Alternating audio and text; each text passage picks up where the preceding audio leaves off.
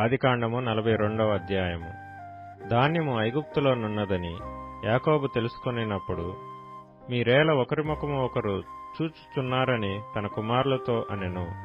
మరియు అతడు, చూడిడి, ఐగుప్తులో ధాన్యమున్నదని వింటిని, మనము చావక బ్రతుకున్నట్లు మీరు అక్కడికి వెళ్లి మన కొరకు అక్కడి నుండి ధాన్యము కొనుక్కొని రండని చెప్పగా, యోసేపు 10 మంది అన్నలు ఐగుప్తులో ధాన్యము కొనబోయిరి. అయినను ఇతనికి హాని సంభవించునేమో అని యాకోబు యోసేపు తమ్ముడగు బెన్యామీనును అతని అన్నలతో పంపినవాడు కాడు. కరువు కానాను దేశంలో ఉండెను గనుక ధాన్యము కొనవచ్చిన వారితో కూడా ఇశ్రాయేలు కుమారులను వచ్చిరి. అప్పుడు యోసేపు ఆ దేశమంతటి మీద అధికారి అయి ఉండెను. అతడే ఆ దేశ ప్రజలందరికీ ధాన్యం అమ్మకం చేయవాడు గనుక యోసేపు సహోదరులు వచ్చి ముఖములు నేలను మోపి అతనికి వందనము చేసిరి. యోసేపు తన సహోదరులను చూచి వారిని గుర్తుపట్టి వారికి అన్యుని వలె కనబడి వారితో కఠినముగా మాట్లాడి, మీరెక్కడి నుండి వచ్చితిరని అడిగెను. అందుకు వారు, ఆహారము కొనుటకు కనాను దేశం నుండి వచ్చితిమన్రి. యోసేపు తన సహోదరులను గుర్తుపట్టెను, కాని వారు అతని గుర్తుపట్టలేదు. యోసేపు వారిని గూర్చి తాను కనిన కలలు జ్ఞాపకం చేసుకుని, మీరు వేగులవారు, ఈ దేశము గుట్టు తెలుసుకొన వచ్చితిరని వారితోననగా, వారు, లేదు ప్రభువా, నీ దాసులమైన మేము ఆహారము కొనుటకే వచ్చితిమి. మేమందరము ఒక్క మనుష్యుని కుమారులము. మేము యథార్థులమే గాని నీ దాసులమైన మేము వేగులవారము కామని అతనితో చెప్పిరి. అయితే అతడు, లేదు, ఈ దేశము గుట్టు తెలుసుకొనుటకే వచ్చితిరని వారితో అనెను. అందుకు వారు, నీ దాసులమైన మేము 12 మంది సహోదరులము, కనాను దేశంలోనున్న ఒక్క మనుషుని కుమారులము. ఇదిగో కనిష్ఠుడు నేడు మా తండ్రి యొద్ద ఉన్నాడు, ఒకడు లేడు అని ఉత్తరమిచ్చిరి. అయితే యోసేపు, మీరు వేగుల వారని నేను మీతో చెప్పిన మాట నిజమే. దీనివలన మీ నిజము తెలియబడును. ఫరో జీవము తోడు మీ తమ్ముడు ఇక్కడికి వచ్చితేనే గాని మీరు ఇక్కడ నుండి వెళ్ళకూడదు. మీ తమ్ముని తీసుకుని వచ్చుటకు మీలో ఒకని పంపుడి. అయితే మీరు బంధింపబడి ఇందురు. అట్లు మీలో సత్యమున్నదో లేదో మీ మాటలు శోధింపబడును. లేని ఎడల ఫరో జీవము తోడు మీరు వేగుల వారని చెప్పి వారిని 3 దినములు చెరసాలలో వేయించెను. 3వ దినమున యోసేపు వారిని చూచి, నేను దేవునికి భయపడువాడను, మీరు బ్రతుకున్నట్లు దీని చేయుడి. మీరు యథార్థవంతులైతిరా? మీ సహోదరులలో ఒకడు ఈ చెరసాలలో బంధింపబడవలెను. మీరు వెళ్లి మీ కుటుంబముల కరువు తీరుటకు ధాన్యము తీసుకొని పోవడి. మీ తమ్ముని నా యొద్దకు తీసుకుని రండి. అట్లు మీ మాటలు సత్యమైనట్టు కనబడును గనుక మీరు చావరని చెప్పెను.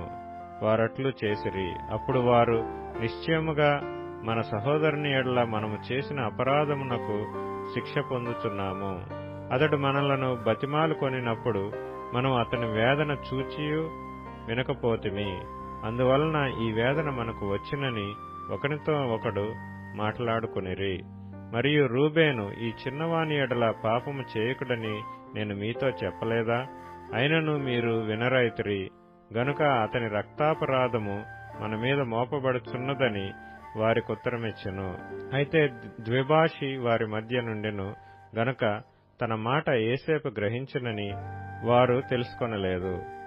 అతడు వారి యొద్ద నుండి అవతలకు పోయి ఏడ్చి మరలా వారి యొద్దకు వచ్చి వారితో మాట్లాడి వారిలో షిమ్యోనును పట్టుకుని వారి కన్నులేదట అతని బంధించెను.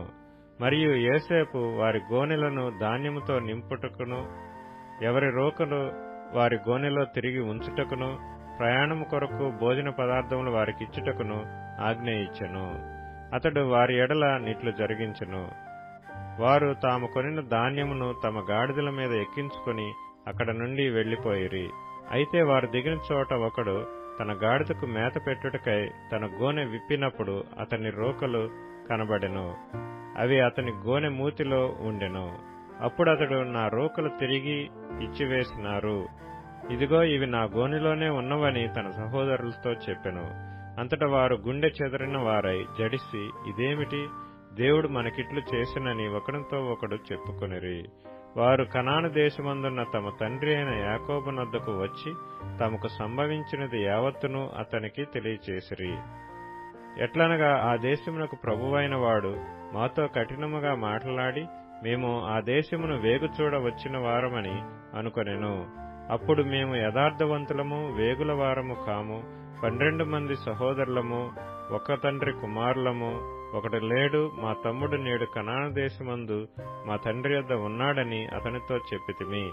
అందుకు ఆ దేశపు ప్రభువు మమ్మను చూచి మీరు యథార్థవంతులని దీనివలన నేను తెలుసుకొందును.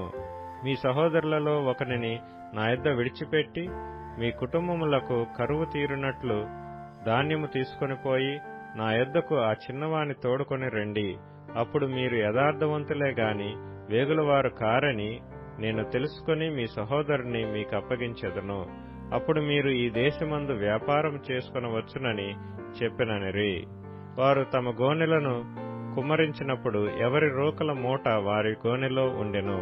వారును వారి తండ్రియు ఆ రోకల మూటలు చూచి భయపడిరి. అప్పుడు వారి తండ్రి అయిన యాకోబు వారిని చూచి, మీరు నన్ను పుత్రహీనునిగా చేయుచున్నారు. యోసేపు లేడు, షిమ్యోను లేడు, మీరు బెన్యామీనును కూడా తీసుకొని పోవుదురు. ఇవన్నీ నాకు ప్రతికూలంగా ఉన్నవని వారితో చెప్పెను. అందుకు రూబేను, నేనతని నీ యొద్దకు తీసుకుని రాని ఎడల నా 2 కుమారులను నీవు చంపవచ్చును. అతని నా చేతికి అప్పగింపుము, అతని మరలా నీ యొద్దకు తీసుకుని వచ్చి అప్పగించదనని తన తండ్రితో చెప్పెను. అప్పుడు అతడు, నా కుమారుని మీతో వెళ్లనీయను. ఇతని అన్న చనిపోయెను, ఇతడు మాత్రమే మిగిలియున్నాడు. మీరు పోవు మార్గమున ఇతనికి హాని సంభవించిన ఎడల నెరసిన వెంట్రుకలు కల నన్ను మృతుల లోకములోనికి దుఃఖముతో దిగిపోవునట్లు చేయుదురని చెప్పెను.